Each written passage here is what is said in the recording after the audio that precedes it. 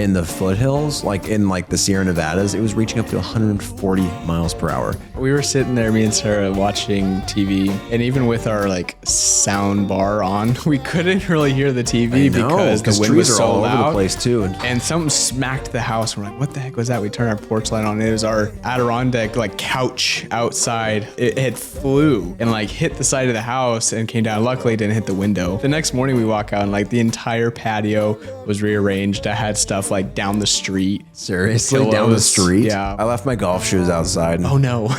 Yeah, they're still intact, but they are wet. Hey guys, I'm Colby Gray, Colby Gray Real Estate. I've been on Sam's podcast once before, and I was happy to get the invite to come back. Yeah. You're in real estate and I'm in mortgage. I know we have a lot of insight. There's a lot of things going on right now.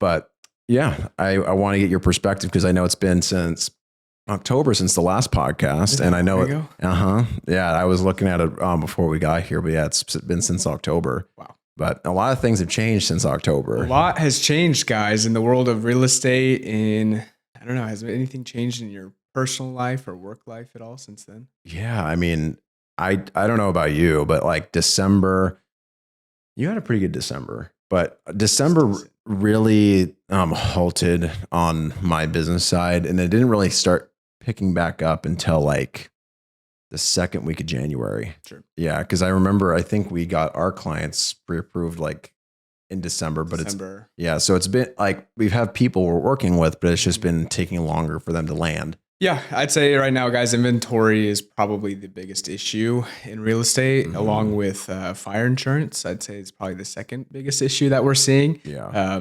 We can lock somebody in, get them pre-approved, know what they're shopping for, and have their list of wants and needs. But it's not unless that house, the right one, gets listed. It's just been like supplies still been. I mean, it's slowly ticking, but as it slowly ticks up. I mean, it seems like that supply that rises just gets absorbed. Totally. And that's, I mean, I saw that these past 2 weekends, the listings that get listed on Thursday or Friday, if they're priced right, it's a turnkey ready home, they're pending by Sunday night, if not Monday morning. Yeah. And that happened not just this last weekend, but the weekend before.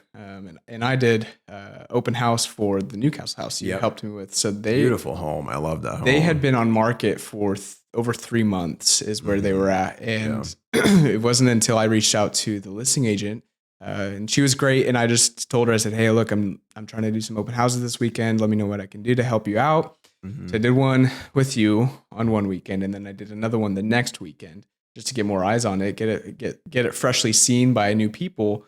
And it went pending that following Monday. So that was super, super cool to see for all parties involved. But then this last weekend, the same exact thing happened, but with new listings. Yeah. Thursday, Friday, we saw a little bit of an uptick in inventory in our area, and it all got swooped in by Sunday night, Monday morning. It's ridiculous. So, I think there's a pent up demand of buyers. 100%. It just feels that way. Everyone's just waiting for the one. And when it pops up, there's boom. Yep. Like totally. I was talking to actually one of my account executives, one of my wholesale lenders I work with, and he was just sometimes we have discourse about like what's going on in your market, because he's my wholesale lender. United Wholesale Mortgage is in Michigan, so he's like, what's going on in California? So I've been telling him, it's like there's business to be had. There's not a ton of it, but every time it seems to be a multiple offer situation, and it honestly really hasn't. I've only done one out of the last like 8 that have been not. And the one that I didn't have to do multiple offers was we swooped in. It was an FHA offer. We got in, the buyer's agent knew the listing agent and was like, hey, they took it off the market because there was issues with the home. So I was like, hey, what if we did a longer escrow, make sure that those items, like there was parts in the garage, there was exposed electrical stuff like that needed to be covered and taken care of. So we're like, I had the idea and I spoke to the agent about it. I was like, why don't we just do a longer escrow, order the appraisal when we know it's about done. And then it comes down to the perfect time to where we can give them a competitive offer that I know the seller wants. Nice. And then also we can be able to swoop in for our first time home buyer that's been looking forever. So we were able to make something work, and we actually ended up closing a little bit early on it. But yeah, that's the only time you have to get creative. And off market listings, I know you're a big off market guy. Huge. Like a lot of agents, the best agents I know leverage that And the more people you talk to, which I know you talk to a ton of different people, you're with NYPN with me, highly involved with Placer County Association of Realtors, but that helps a lot. It really does. And it adds a sense of value to your clients, your buyers, and your sellers too, to just kind of feel out what's going to be coming to the market versus maybe waiting a week to have those be swooped in and then yours be in the next round of inventory. Right. I'd say right now, if you're a seller looking to sell, just list now. Because there is such a low amount of inventory. We have seen, if we're looking over, is the spring market thing gone? Like, is the spring market surge thing going away? I think we're definitely going to be seeing it earlier this year. So too. I think we've already started to see, and I posted about this last night,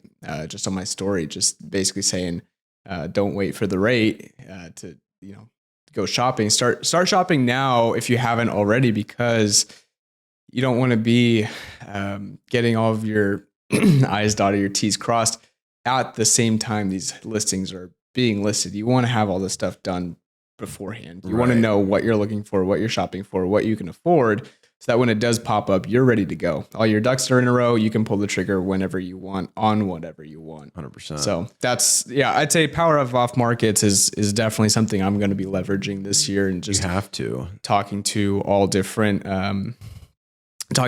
agents in the area, not only agents, but also just affiliates in general, seeing what they kind of know or have heard of coming soons, and being able to send those over. I know I've sent probably 4 or 5 off-market properties to some buyers of mine currently, and they weren't good fits for what they're looking for, but at least I was able to send it to them, and I feel like that shows another level of value to the buyers or the sellers, to show basically, okay, it's not just, and it's another way to figure out like, oh, I didn't realize it. I haven't seen a house with that, but I definitely know I don't like that. Yeah, exactly.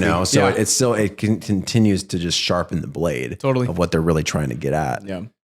But it comes down, I think a lot of people forget too, when it comes to being pre-approved, you're good for 3 months. That's a long time to be shopping for a home. Most of the 90 days, right? Yeah. Because most people get in their home within 60 days of getting pre-approved. Yeah. So at the end of the day, might as well just get it done. Sure. Right. And I think people are nervous about the hard pull situation, and there's ways to do it. Like I can do a soft pull, and you're more than welcome to do that. And there's a way. What happened in the past, I remember the trigger lead situation when you run a hard credit report, and other big box lenders like Rocket Pro will call your client and try and like bait and switch them into a low rate, and then try and snag the loan from you. Yeah. I figured out how to get around that. Cool. Which is nice. But the only thing, when soft credit pulls are really good, they work for conventional loans pretty well, but for some reason with FHA, the data doesn't transcribe properly, like as accurate as you feel comfortable with, especially if your numbers are tight. You just want to make sure that it is just dialed to the max. Cool. Because then like on our hand, if the listing is asking me like, hey, have you done a TBD underwrite on it? It's like, well, I can't technically do that with a soft pull. Like you can, but it's not going to give you like that 100, like it's like the 99%. It's like that 1%. I just don't like any possibility of things not being exactly correct. That's just how I operate. Totally. So it's like hard credit reports cost us more money to do, but makes much of more of a difference when we're making offers, because if I say I have a soft pull, then the listing agent is going to think, well, they ran the credit, but there's still a minor part of doubt that's like, well, they haven't done like a full hard pull, and hard pulling affects your score 0 to 5 points. Sure. So I'd say these days it's better to have something than nothing. So whether it's soft pull versus hard pull, depends on, because sometimes we have clients that are very adamant about making sure that's not, regardless if it's going to affect their score by maybe a couple of points. But I'm happy to do that. It just comes down to a conventional loan. I feel the most comfortable because it comes down to running DU, desktop underwriting, which is a preliminary underwrite to make sure you hit the guidelines as a borrower. And for some reason with FHA, it seems to have some errors. I can finagle it and get it to work, but I just 100% certain when I'm dealing with a government loan. Cool. Yeah. Awesome. But I'm curious though, because our friend that also used the podcast, he was mentioning the new build versus more established homes, and we always do established homes. So not new builds, not brand new construction, but I don't see much wrong with new builds because it seems like they're sitting on the market a little bit longer. But what are your thoughts on that? I'd say over the past few months, I've definitely seen a lot of pros come out of going the new build route. And that's only because with where the inventory is right now and where sellers' mindsets are, sellers are still wanting the utmost max for their house, right? And with where the market's at, with where rates are at, buyers can only do so much, where traditionally right now what we're seeing a lot of still is seller concessions being requested from the buyer, meaning that the seller pays for a rate buy down, or has some of the pest items cleared off and paid for. Right. Whereas with new builds, they have the buyer incentives that they can offer, which we can go into. But the nice thing about new builds is construction. The builders are needing to offload these things. There's a ton of new inventory, new build wise, that they need to sell in order to build more homes. And so I feel like over the past few years during COVID, it slowed down. Materials were super costly and taking forever to get here, to where when they did come in, everyone was able to finish building their new builds. Right. And then all of a sudden we lost a lot of buyers for it, right? They went a different way. So now we have a saturated inventory of new builds, and people are still between Elliott Homes, KB Homes, you name it. There's a ton of them being built between Loomis, Rockland, Roseville. Even in Auburn, we're seeing some new builds happen now. Where in Auburn? Off of like North Auburn? Actually South Auburn. So South Auburn off of Maidu and Auburn Folsom. There's a new subdivision in there called Canyon Creek. And they do you know the price points of those? Starting at $1.1 million. Dang it. I think maybe $1.2 million. I would love to be in that area. They're gorgeous homes. I want to do a tour of them. But I'd say for new builds in general, the nice thing you don't have to worry about is trying to finagle with the seller to try and get what price works best for you. It's a lot less emotional. It's a lot less emotional. The contractors or the builders aren't emotionally attached to these properties. If anything, they need to sell them to be able to make more money by building more homes. Right. So they're willing to negotiate a little bit, if not on the price, then to offer, again, those buyer incentives. So whether that's a rate buy down, whether that is, there's other things that they can work into the deal to ultimately sweeten it for you as a buyer. Yeah, throw an additional add-on to your model or whatever the case may be. So, I mean, personally, I've always liked the thought of living in a home with character or an older home. Living in Auburn. I think this comes down to how we were raised, because we didn't grow up in new builds. Exactly. But I will say, after doing a few deals last year with new builds, I've grown to like them a lot. And the nice thing about them is, if you're looking at a new build versus an established home, and we'll call it a downtown area with character, that house with character is going to be substantially more price-wise, even if it is smaller square footage, bathroom, bedroom limit, whatever. The only thing we were almost somewhat trading off, right, is yard size, because most new builds don't have large yards. That's the only bummer, yeah. So for me personally, I would love to have an acre in Loomis or Penryn, Newcastle, but so does everyone else, right? And for right now, being a soon-to-be first-time home buyer, I will potentially be looking more so at new builds than established homes, because for me, I'd rather have a well-built home, right? Have my garage for my cars and my toys and everything, and the yard. I'm not crazy about having a large yard until maybe I have more time to take care of it. So. Yeah, I know that if I were to go and do a new build, my rescue kitty he's got a really, really nice. He's got like three acres to roam around, and he's a crazy he's crazy. I saw your videos. He was going out in the storm. He's like, I don't care. I don't give a shit. Thing. Yeah, it's like the cats in my parents' house. Dude, cats are savage. But yeah, I would honestly feel bad if I were to do that. But again, I think it just comes down to getting used to it. Totally. So silly that I think that way, but it's like, I don't know. So I'd say, it depends on your likes versus dislikes. And again, there's just so much inventory on new builds. That I think that's kind of going to be, we're going to see a good wave of new builds come off market, because I feel like a lot of buyers are starting to queue on to those same facts. I think a lot of people they're just putting myself in the buyer's shoes, because I am going to be stepping into that this year. It's more so, I think a lot of the time, I don't know if you noticed, but the new builds are usually a little bit farther out. They're in odder locations. Like one exception is the one in Loomis, but again, the builds the best for the area. They don't No, really match. I'd say the ones that were in Loomis and this is. I thought that was kind of a flop in my opinion. It was a flop, and I mean, I don't mean to talk dirt on whoever planned it, but I mean, there's people in Loomis who do want the new build type home, and I think everyone wants more homes in Loomis, but I think a lot of people that I spoke to that lived in the area just felt like it was just a fish out of water. Well, it just didn't really fit the area. Most people think that they're duplexes too, right? Yeah, I had a lot of people reach out to me about that. Just the other day I had someone say, "Oh, I would never buy one of those duplexes in Loomis." And I thought they were talking about the ones off of Lair, or like exactly. Lair, yeah. Mm-hmm. And I said, "Oh, which ones?" They said the ones that are off of Taylor by Lorenzo's, and I was like, "No, those aren't technically duplexes. They're pretty big, but they look like they're connected. There's like inches between them. Yeah, it's tight. So it's super tight. And then, I guess you could say behind those, they do separate a little bit larger because I was showing some to some clients last year. But it's still, there's a couple corner lots in there that might have a little bit bigger. Yeah, but it's not enough. However, the new builds that are going into Sierra College on the other side of the train tracks. Have you seen those yet? Sierra College on the other side of the railroad Sierra tracks. College, Taylor Road, you go across Sierra College towards, like you're going 193 towards Lincoln.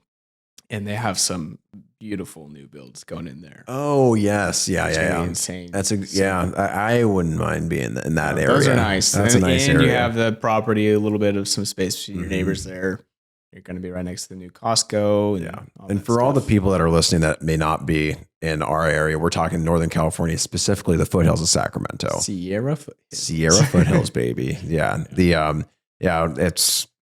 NorCal is great. It's just, I think California in general is expensive unless you go to like the super central parts, like kind of the off the beaten path, like the Bakersfields and stuff like that. Yeah. Maybe or Modesto or even farther up the hill, like Colfax.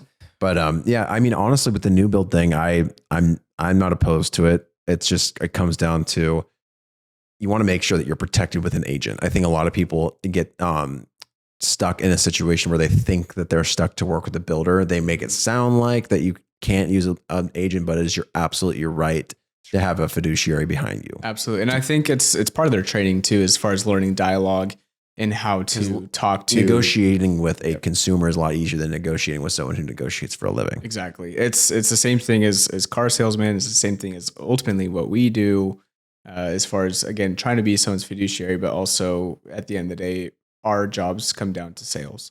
Theirs is almost more so, I'd say, because they literally have to get rid of these. I mean, you have the office building where they have their team of people, and you walk into that office, and if you walk in without your agent or your lender, or even mention that you have an agent or you're working with a lender and you sign paper, you're held to them. We had one of these where we were working with a woman for months, and we sold her house, and we were shopping around, and it wound up being that on one given Sunday, she had gone down and looked at some new builds and signed the paper without knowing. I mean, we had kind of talked to her about that whole process and what people get caught up in. And she wasn't necessarily thinking maybe it was the same piece of paper. She just thought it was like a sign-in sheet type thing. Right. But she did not leave a card of ours with the new build office, and they wound up kind of swooping the deal.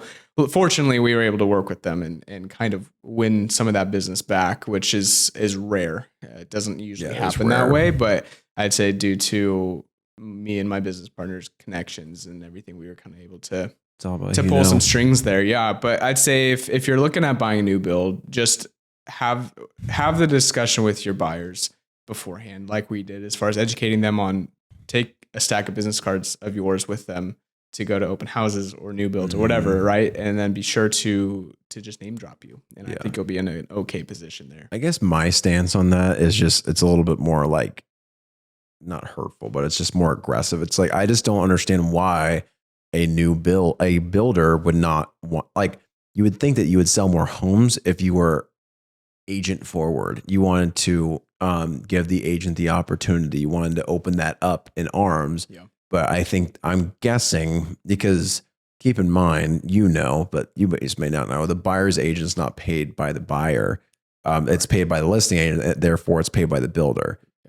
So at the end of the day, they're probably they're trying to finagle that around to be able to then save use costs. that costs to maybe use it as an incentive. Exactly. I'm guessing that's how they're reappropriating that. But I'd say you're right on the money.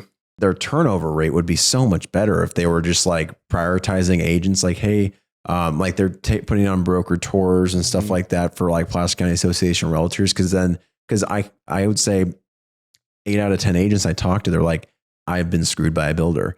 Yeah. And you don't want to have realtors talk, and they're powerful in a when they're all working towards the same vision or goal or have the similar experience. They get very passionate, especially with their clients. This is how we work. We're in the people business. So it's just fascinating to me that they haven't rerouted and tried to take that route, but I'm not a builder. Maybe someday it will. Yeah. They do with the lender too. I mean, they try and block me out too. So it's not like just the buyer's agent or the lender, Sure. But yeah. Well, I mean, at the end of the day, it just comes down to communication. Communication and I guess time will tell, right? Yeah. Time will tell. See if they change their business model or anything. So. Right. Yeah. So, I mean, are you seeing anything that's like, have you had any weird experiences lately? Anything that you think people should be aware of? New listings that popped up with any issues, or people that should be considering that they're not?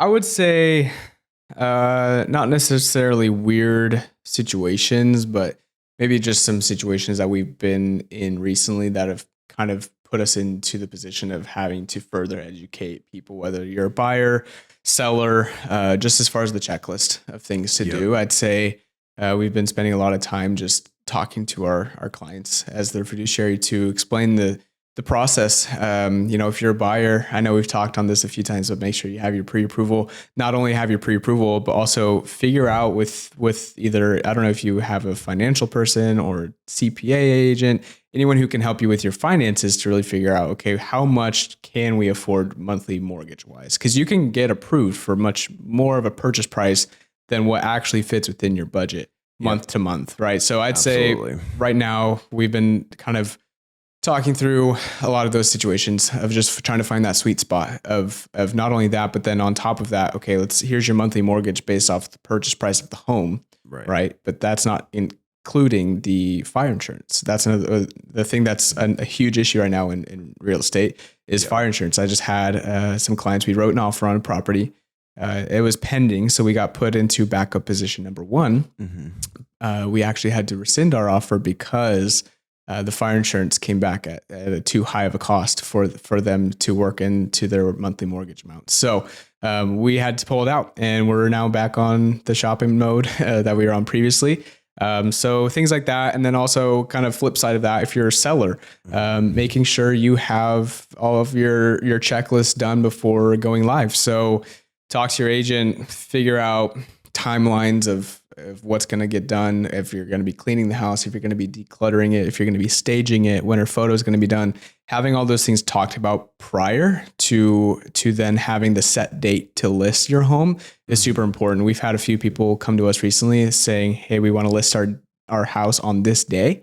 To make, whether it's they want to make an offer on another property, or they are trying to get rid of the so-called headache, right? They just want it gone because maybe it's a probate situation and it's not really theirs. It is theirs, but they never lived in it. They're just trying to offload it because it was passed down to them. Right. We've had to have several discussions of basically saying, okay, this house is going to need cleaning. We just looked at one today. It's got boxes and boxes of stuff, furniture everywhere. Yeah. And they've been spending a lot of time decluttering and removing stuff from the backyard. And we've made a lot of headway with it, but they wanted to be live this Thursday. Unfortunately, it's looking like we're going to be now pushed back to next Thursday, just because that checklist has grown larger and larger since the start of us kind of talking with them. So, just to keep everything in line with your goals, have a fluid conversation with your lender, with your agent, with your CPA or finance officer, whoever you've been working with, to make sure everything is in line with your goals. Fluid. I like that word, just because I think that I think we've spoken about it before, but I think a lot of people are concerned to have the conversations regardless if they feel like they are ready or not, or if they feel like in their heart they feel like they're not ready. A great example is our clients. We won't say their names, but I remember the first conversation, like you guys were telling me that they feel like they're probably not ready. They feel like they were communicating to me that they felt like they needed to save more. But they didn't even realize that they're in a position where they're better than the majority. Exactly. And then we bringing it back to the budget thing, it comes down to, I always have a conversation. This is your max. What's your comfortability? Unfortunately, a lot of the time we have to meet in the middle. But it still comes back to the budget. What's your max budget of what you find that would work on a monthly basis? So I think that, because I mean, I have clients that can go up to 1.2 million, but what they feel comfortable with, and to avoid any sort of payment shock, maybe they went from a $2,500 a month rent to now they're trying to stomach a $4,000 a month payment, but technically they can qualify for a $7,000 a month payment. It just depends on what they're willing to do. And also because we also invest our money and stuff like that. So it's a good conversation to have, fluid. Well, there's other life expenses that happen in life other than your mortgage. So you just want to make sure you have that excess money for groceries, for gas, reserves, utilities, for phone, for whatever else. And it's not just your house payment is ultimately going to be the best thing for you, is to just plan all of that beforehand. And it's funny because like parents always told us, oh, be sure to make your budget. Like as kids, I remember my dad would like print out these sheets of paper. He's like, okay, write down here how much you want to spend on toys versus snacks or whatever, right? And this we had just done, yard work or whatever, and he'd throw some cash. And it's not until now when we're looking back, he's like, oh my gosh, like that was such a good learning experience back then. He was conditioning you. He was conditioning you. Grooming. Grooming it to be financially Sam hates the word grooming. Yeah, grooming. Yes. But so. I mean, that's something I didn't realize until like when we start making money, we almost like disregard it. But when things are slow, we're like, maybe we should dial this in. But if you're dialing all the time, then you won't really have those feelings of like drought. Yeah, totally. I say if you prepare for the storm, then when it comes, you'll be all right. Yeah. And we're experiencing storms right now. Sam, what's your take been on storms? Dude, oh my gosh. So if you're in Northern California, actually, if you're in California, it's been sweeping the state for like since Sunday night. Yeah, I'd say. Yeah, beginning like Sunday afternoon, the wind started picking up a lot. Yeah. But essentially, storm.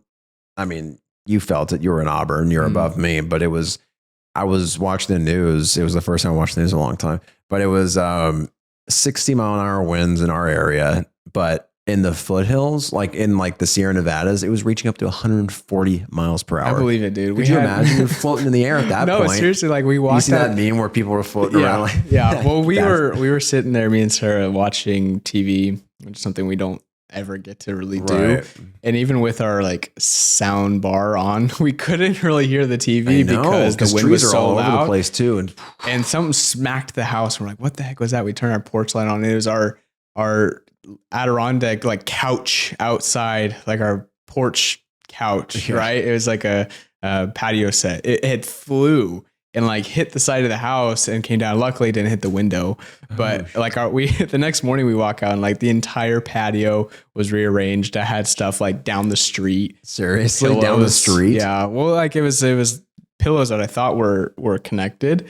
So we bought this patio set because we just moved here, and I have never really like tested them out. I thought they were connected to the chair, but no, you like take them off and bring them inside, which I should have done because now they're soaking wet. But one of them was like way down the street. I left my golf shoes outside. Oh no.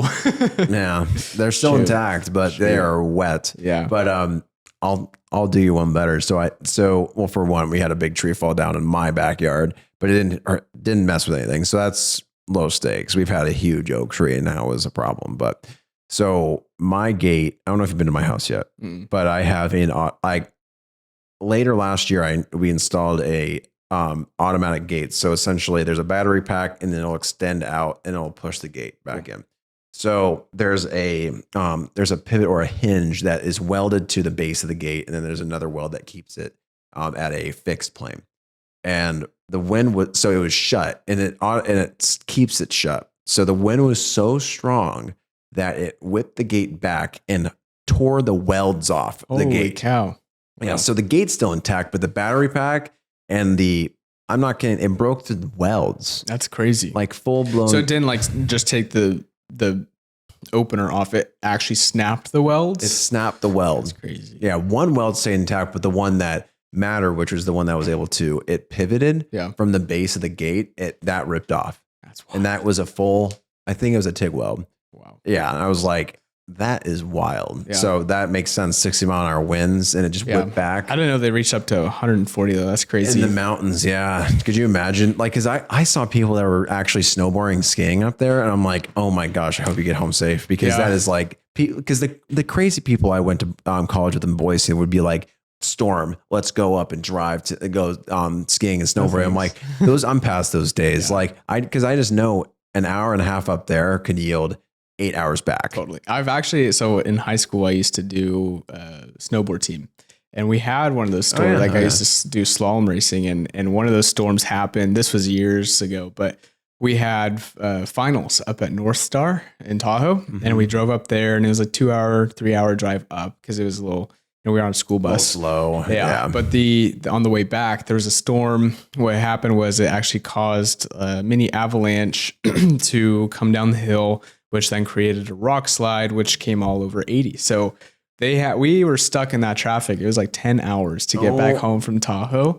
After a full day of like racing, and it was a long day, but we were stuck in this school bus, like no food, no water. Oh my God. We had gone through it all. We didn't get home till like 4 or 5 a.m. So you went up there. That was part of your club. So you didn't like, that wasn't like a field trip. It was like, no, it was a football, baseball team. Our high school had a snowboard racing team, a snowboard and ski team. That's cool. I think we had a club, or like something that was like, no, you guys had the same thing, because I raced against Del Oro. Yeah. I think someone brought it up to me, that because I used to ski when I was younger, but I'm sorry. If there's like some people, I just know they're like, it's a blizzard, I'm going to go. Yeah. But because they love that fresh powder, I'm like, I'm sorry, like that's great and all, but I'll take a little bit less powder snow to make sure I can get home in the same day. And visibility is really tough too when it's snowing really hard or it's cloudy. Like that's why I always prefer to go especially with wind, a sunny day or something, or even like lightly cloudy, because anytime it's snowing and there's clouds, you lose the sense of shadows on the snow, so you can't see like if it's gonna go down further. There's been times where I was like snowboarding this hill and it looks like it's just flat, right? It just looks like you're going to go down. What kind of goggles do you have? At this time I had some nice pair. I don't remember what I was going to say, when I got the Oakley Prisms, when I got those in Idaho, like that changed the game for the shadows for me. Like, maybe that's what it was, is I didn't have the good enough goggles, but you're going down these hills and then all of a sudden what looks to be there's flat, not much you can do about you just drop straight down. You're like, crap.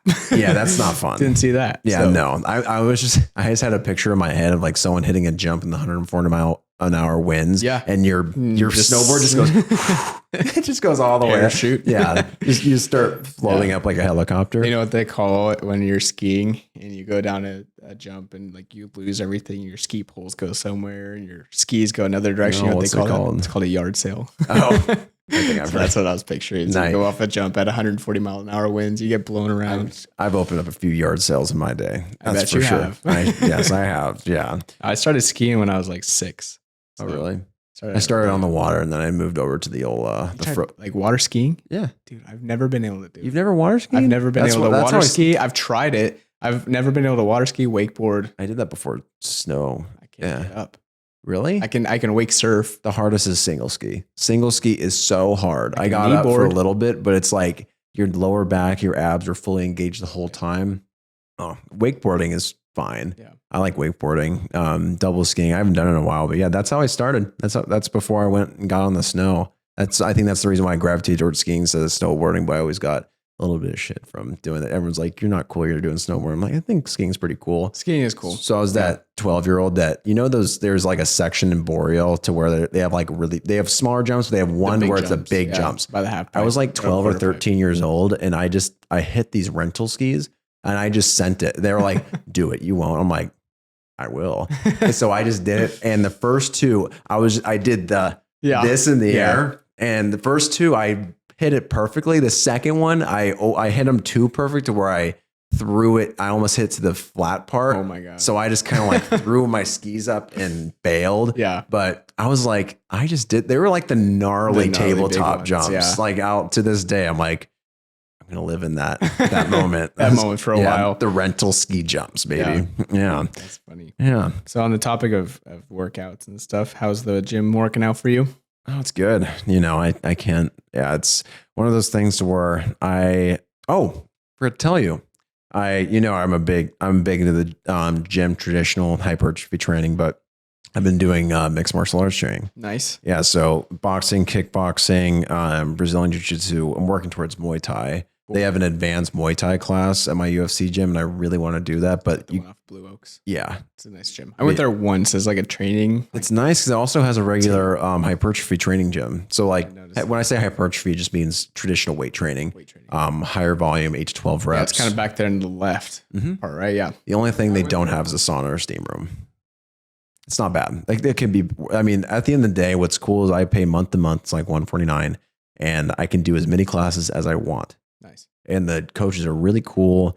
They're patient, and also I'm just having a good time. It's a different type of training. Like, you know, that old school kicks feeling. Your ass. You know, that old school feeling in your chest to where it's that burn feeling of like, yeah, I got that again. I'm like, I miss that because my competitive bug. It's like, okay, I can. Yeah. It's a good outlet because I'm working on with. I get passionate in our business, and sometimes I can be reactionary when things like when someone's doing something that I think is stupid or like it's not correct or what have you. But it's another outlet to be able to utilize that competitiveness to be able to. I think it's to be able to good to utilize in our business the ability the want to win. But I also think there's it's a skill set to be able to drop your ego and remember you're working for your people. Mm-hmm. This is not about you. Totally. It's about them. Yep. You know. Yep. Emotional maturity. Yeah, I'd say you hit it on the spot. But no, I've been to that UFC gym once, and it was for me. It was just too far down the hill. But I did really like far it. For you. That's like what 35 minutes solid. Yeah, about 35, 40 minutes. Yeah. So it was just I don't know. But I started going back to the gym a little bit before the new year.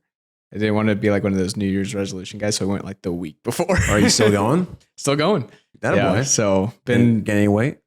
So far 3 pounds. Boy. So hey, I'll take it. But yeah, I'm still sticking to my calisthenics workouts, and I really like those because I come from a gymnast background. I did gymnastics as a kid. Yeah, and I had so much fun doing that. And then when I got out of it, obviously haven't done it in years, and I feel like calisthenics is the closest thing to gymnastics. It's a lot of body weight, right? It's not as much weight training with free weights or bench press and squat racks and all that stuff, but it's all about body weights, dips, push-ups. If I were to choose 3, it would be hypertrophy training, and also calisthenics and some mixed martial arts, stuff like that. Just because it hits all mobility functionalities, right? It's like one of them is just you're gonna be focusing on joints that I won't focus on when it comes to weight training. Yep. Same thing there. I'm gonna be working more on my stabilizer muscles, with more balancing heavier weights, and then of course MMA. Like the one thing I noticed is my calves. My calves, my anterior tibialis, like the front part of your calf, to where it's like. I don't know how it will show, but it's like your shin muscle, especially with kickboxing, because you're always using it. You're changing your foot position to be able to get a proper kick. But yeah, those 3 are solid. But yeah, keep going to the gym, man. You know, we'll always hit a workout together. So yeah, always we'll do it eventually. Yeah. Well, thanks for coming on, my friend. Of course, man. It's always fun. a good chat. Always a good chat. Of course, you'll probably come on again, but I appreciate it as always, my friend. Absolutely, always fun. Appreciate you, dog. See you guys next time in episode whatever. Later.